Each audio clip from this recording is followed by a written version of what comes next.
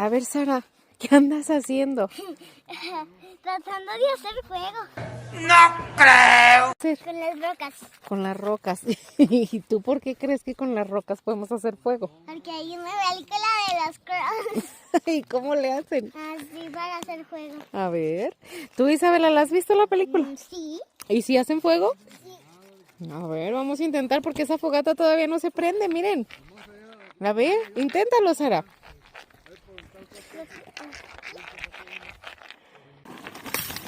Ay, no. Acá, Ya sé ándale. con qué. ¿Con qué? Estoy sudando. No, tienes que hacer fricción. ¿Qué? ¿Con la piedra? Exacto. ¿Con las dos piedras? Claro, bebé. ¡Ay, te voy, San Pedro!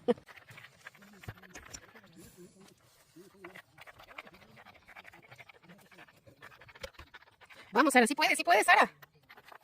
Así está la piedra.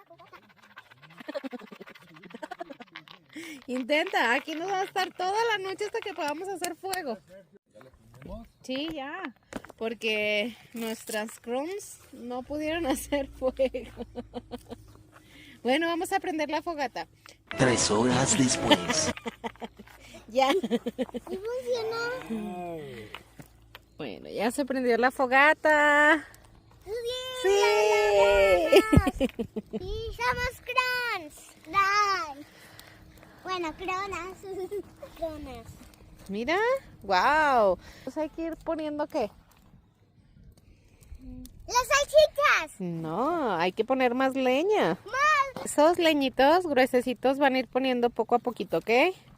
Sí, nomás con mucho cuidado. No vayan a tumbar la barrera de las piedritas que hicieron, ¿se acuerdan? Sí. Ok.